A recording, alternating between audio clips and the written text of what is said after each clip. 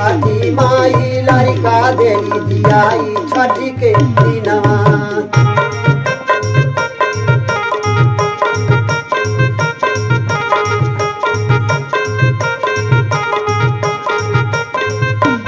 एक बार राजा प्रियव्रत के दरबार में कश्यप ऋषि पहुंचल बनत भइल का महाराज। अरे राजा के भवनवा गइल साधु बाबा आई।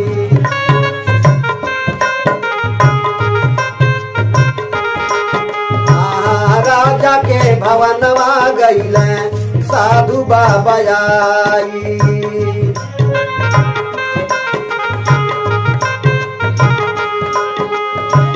साधु बाबा आई हो साधु बाबा आई। राजा के भवनवा गइल साधु बाबा आई।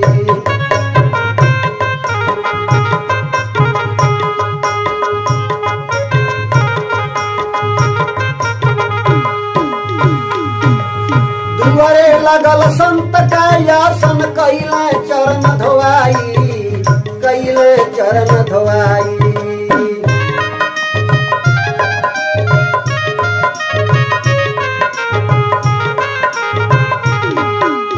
जल जल पान करवल राजा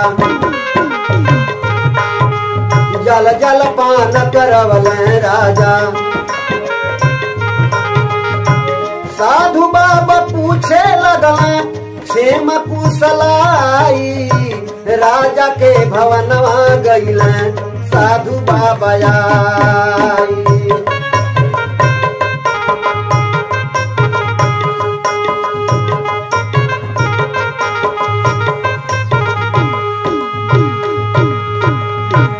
राजा प्रियव्रत के दरबार में कश्यप ऋषि आके पहुंचल बने। और राजा के जब मालूम है बा चरण पखार चरणोदक लेके जल जलपान करावत है। और साधु बाबा राजा रानी से लगले हाल चाल पूछे। रानी साधु बाबा के गोड़ छान के रोवे लगली। सुना रही गइले हो गोदिया भइले ना ला ला नमा हो भइले ना ला ला ना।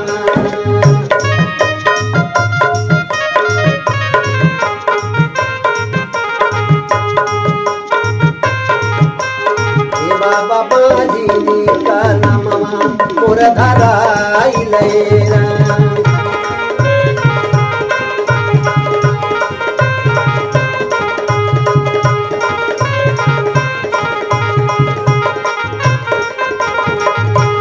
ओ कावनो जतनमा हो कारी मुहमा मोरया जोरवा हो मुहमा मोरया जोरवा।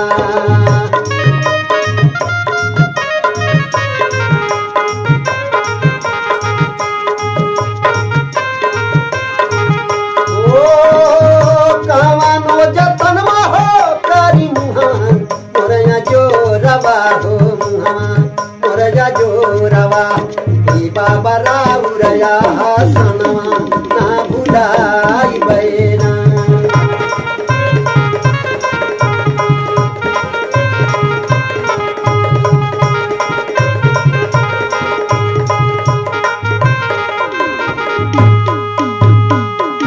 रानी साधु बाबा के गोड़ छान के रोवे लगली। महाराज इतना उम्र बीत गई अब अभी तक कोनो बाल बच्चे नहीं भइले। हमार बाजिन के नाम पड़ गई बा कोनो इंतजाम हो सके कोनो व्यवस्था कइल जा जोने से हमार बाजिन के नाम छुड़िया। लेकिन साधु बाबा कइले का महाराज। अरे साधु बाबा सुनना जा बाप आ रानी का रोदनामा की लड़का खातिर दिया जागिया रजा।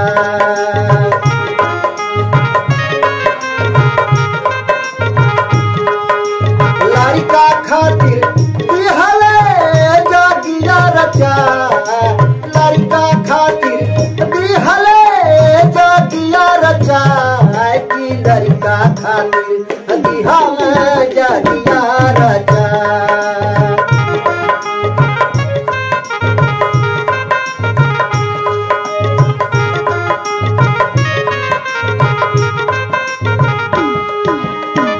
पुत्र जगिया में गिरिया बनल रहल।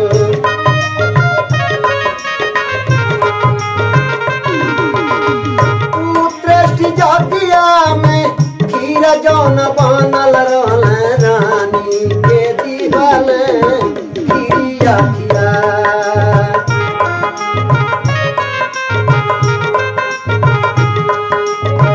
रानी के दिहले खीरिया खिया। रानी के दिहले खीरिया खिया। रानी के दिहल खीरिया खिया।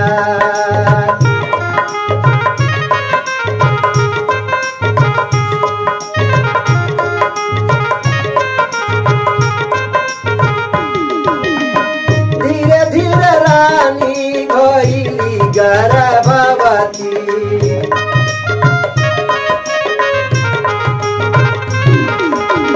धीरे धीरे रानी हो गई गर्भवती। की खुशी भइल सारा हो दरबार।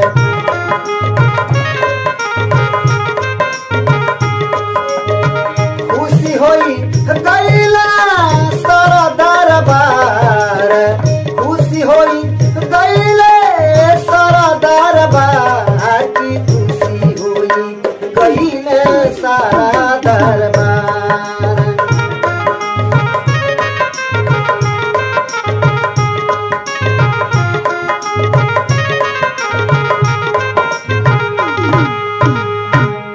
साधु बाबा राजा के द्वारा पुत्रेष्टि यज्ञ करा देने वाला, लेकिन यज्ञ का प्रसाद जब रानी खैले वाली धीरे धीरे गर्भ धारण हो गई बा। लेकिन ये बतिया जान के और राजा के आत्मा एकदम गदगद हो गई बा और मनवा में तमाम तरह का सपना सजावा तड़े महाराज। आरे होई है ललनवा, होई है ललनवा, कब दिन आई जब होई है ललनवा।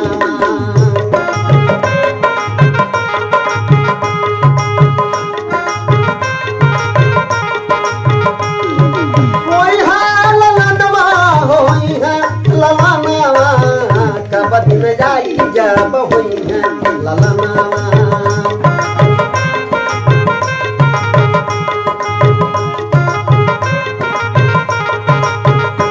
राजा अपने मन में सोचता है पापा कही के हमें दुहारई है।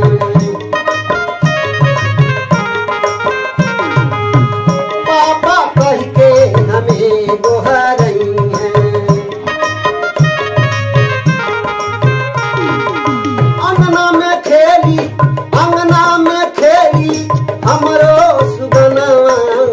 कब दिन आई जब होई है ललनवा।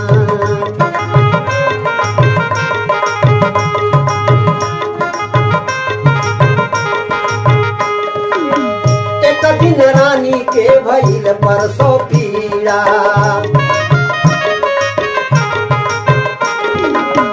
एक दिन रानी के भइल परसों पीड़ा।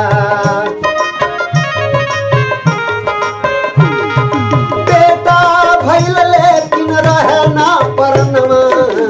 कब दिन आई जब होई है ललनवा।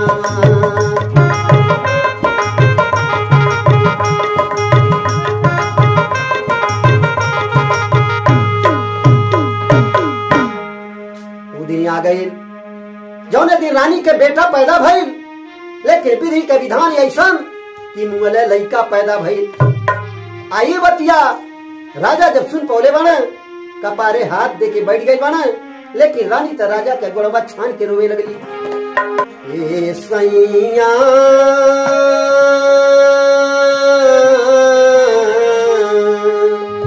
ए सैया काव विधि लिखल हमारे करमा हो सैया।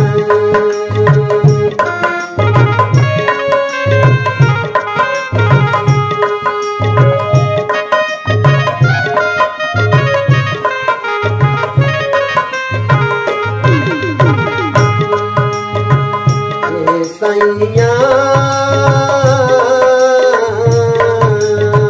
ओ सैया कावा विधि लिखल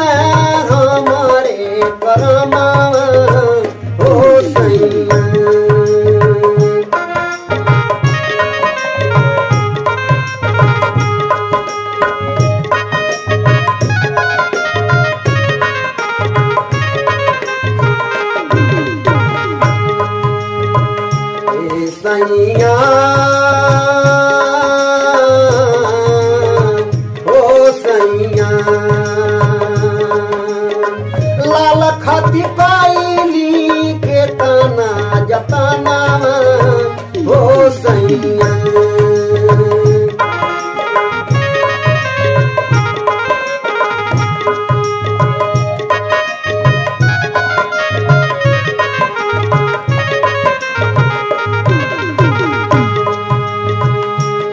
सैया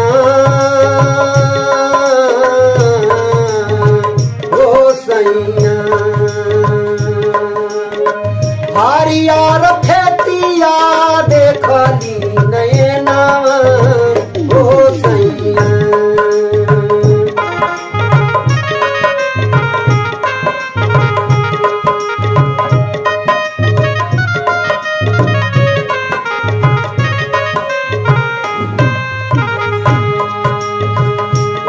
सैया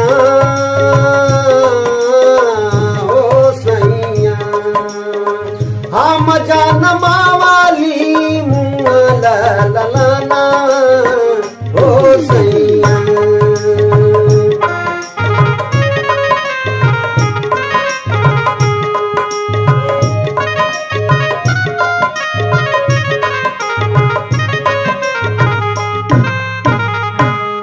ये तरह से रानी राजा आपस में रोतन, लेकिन जेकर प्राण निकल गई बा रोवा धोवा कितनो, लेकिन रोवले धोले से छुट्टी मिले वाला नहीं बा।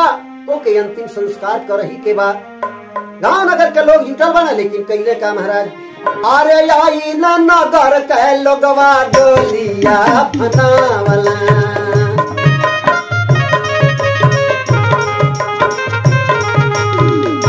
आई ना नगर के लोगवा डोली या फनावल यारे डोली या फनावल लेके चलल लसिया वही नदिया के होकी नरवा।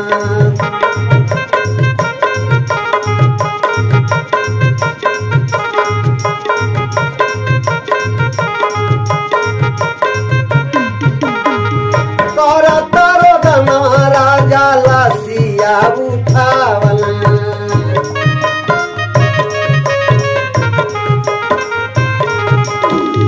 करतरो धनवा हो राजा लासी या उठावल हो लासी या उठावल लेके चलल लसिया वही नदिया के किनारवा।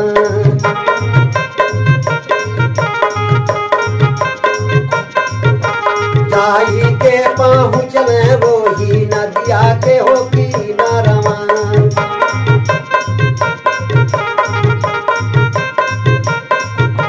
नदिया के हो किनारवा यार नदिया के हो किनारवा। जाई के पहुँचल वही नदिया के हो किनारवा।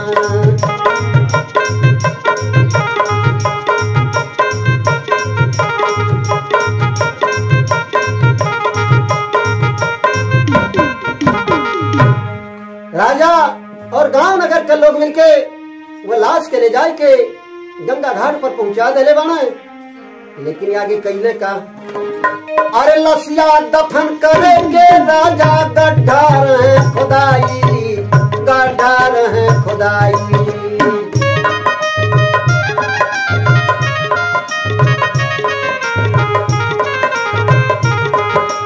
उसी समय पर घटना हुई गई, वही समय एक घटना भइल। देखी के नयनमा सब कर गैल चकराई, राजा के भवनमा गैल साधु बाबा आई।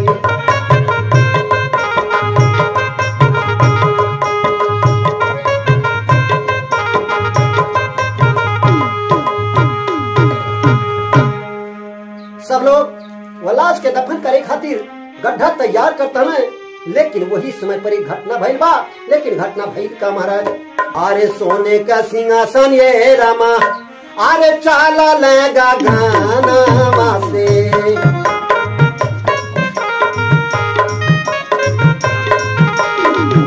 चाला लेगा गनवा से रामा चाला लेगा गनवा से।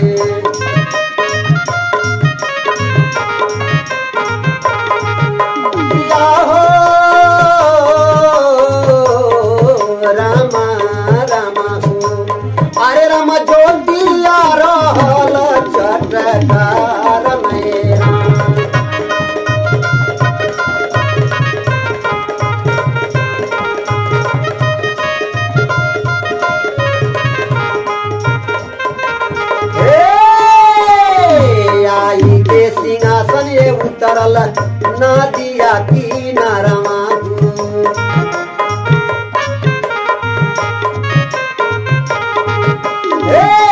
आई के सिंहासन उतरल नदिया किनारवा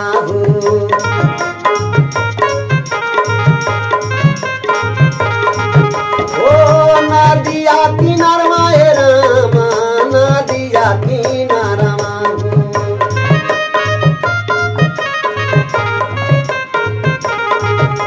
या हो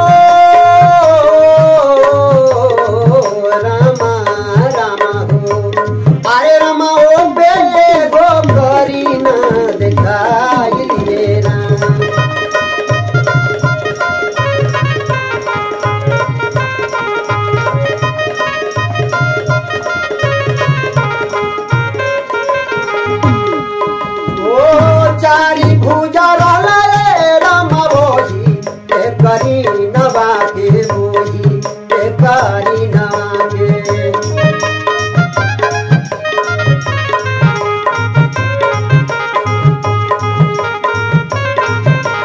ओ चारी भुजा रामा बोही करी नवा के बोही करी नवा के अरे राम राधावा से नीचे आई जालिए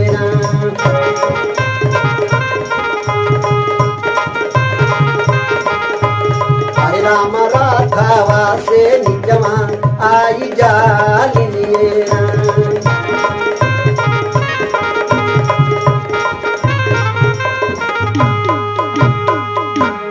सिंहासन आई के वो घाट पर उतरल बा और वो सिंहासन से एक 4 भुजाधारी कन्या उतर गया। अरे सिंहासनमा हो सिंहासनमा सब कर लागल बा दुनियाना सिंहासनमा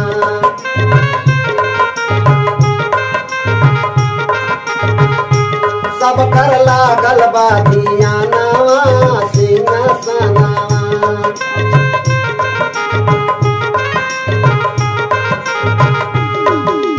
सिंहासन से उतर के करीना लड़का लगवा गई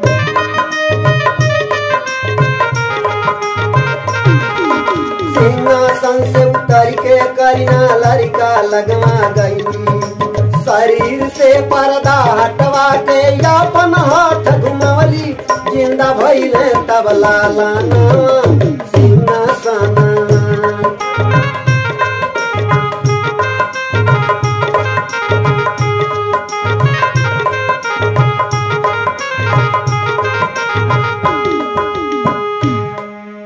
सोने के सिंहासन से कन्या उतरल वाली और जाई के वो बच्चा के ऊपर से पर्दा हटवा के और ये अपन हाथ फेरले वाली लड़का जिंदा हो गई और सब लोग ये एकदम से वही कन्या के निहारा था आखिर है के और कहाँ जाता रही। लेकिन जब लड़का जिंदा हो गई बा लोग कैले का महाराज सब लोग गईले चरण भराई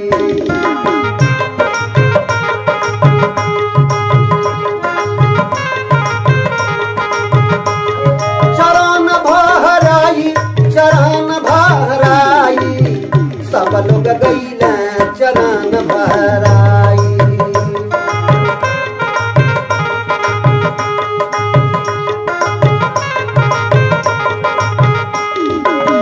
लोग नगरिया के रोवत रहल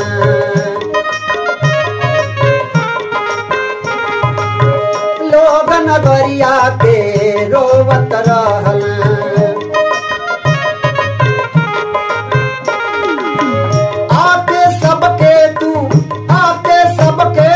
दिहलू हसाई गईले लोगवा चरण भराई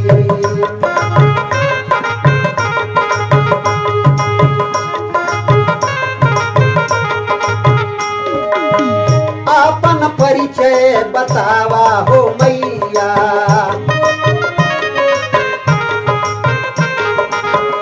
अपन परिचय बतावा हो मैया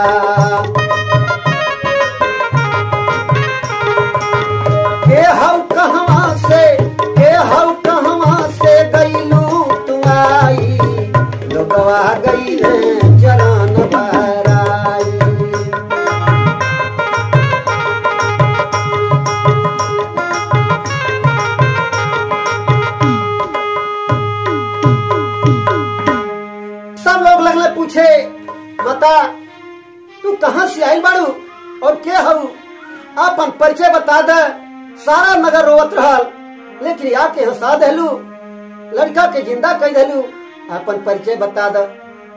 लेकिन तू कहले का बारी, अरे बिचारे सरागवा से हम चली अली की छठी माई नाम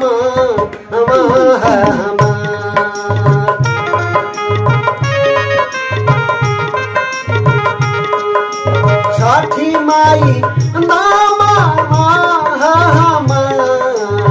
छठी माई नाम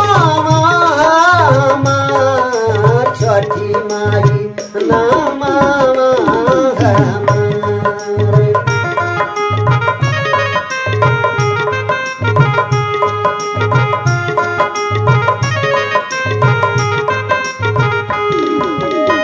प्रकृति का जतना अंश है दुनिया में,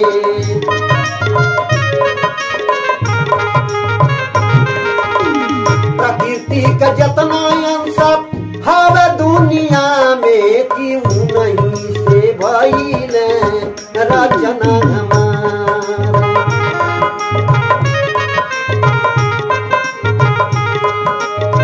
नहीं से भइले रचना हमार, नहीं से भइले रचना हमार, क्यों नहीं से भइले रचना हमार।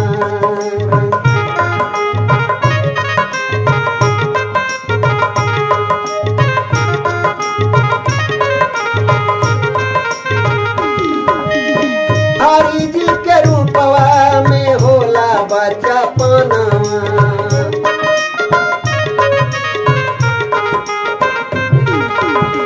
हरि जी के रूपवा में होला बचपनवा।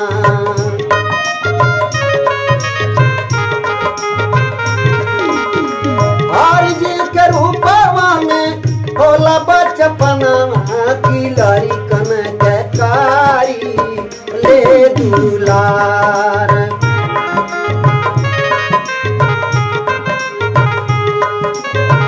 लड़कन के कारी ले दुलार, लड़कन के कारी ले दुलार, लड़कन के कारी ले दुलार।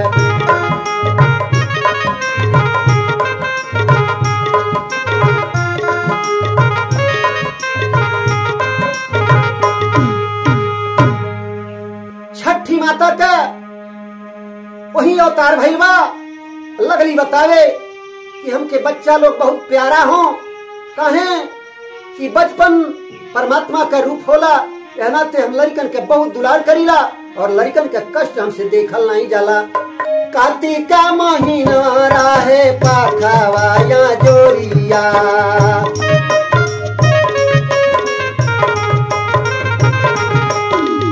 कार्तिक का महीना राहे पाखा पाया जोरिया, यारे पाखा पाया जोरिया। छठी माई लड़का देली दियाई छठी के दिनवा।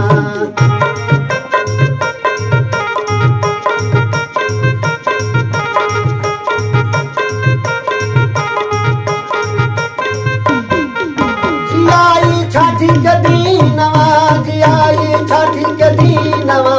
छठी माई लड़का देली दियाई छठी के दिनवा।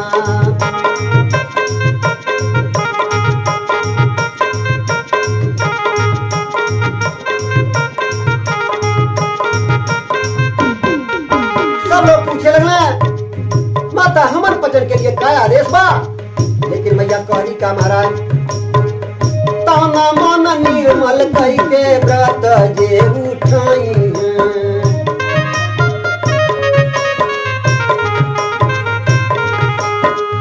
ताना मन निर्मल कई के व्रत जे उठाई है, हो व्रत जे उठाई है।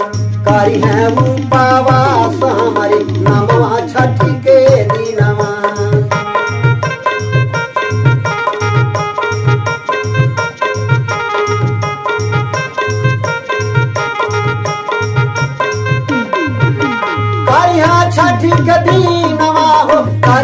छठी के दीना करी है उपवास हमारी नमवा छठी के दीना।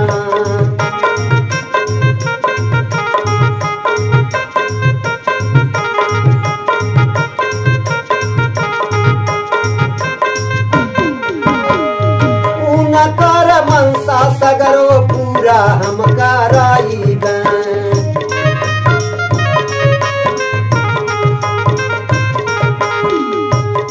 कर मनसा सगरो पूरा हम कराई हो पूरा हम कराई सूर्य देव के यार लगती है छठी के हो रातिया।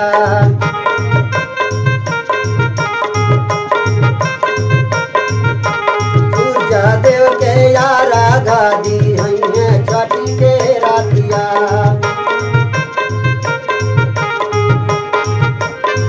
दियाई है छठी के रातिया दियाई है छठी के रातिया सूर्य देव के यारा गादी है छठी के रातिया।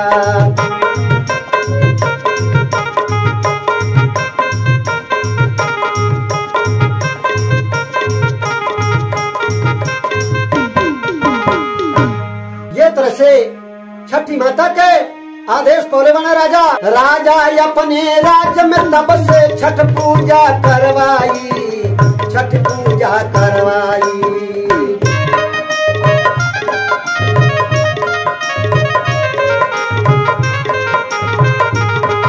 अरे परंपरा तब से चली आई परंपरा तब से चली आई बना दासा दिहल गाय के सुनाई राजा के भवनमा गैल साधु बाबा आई।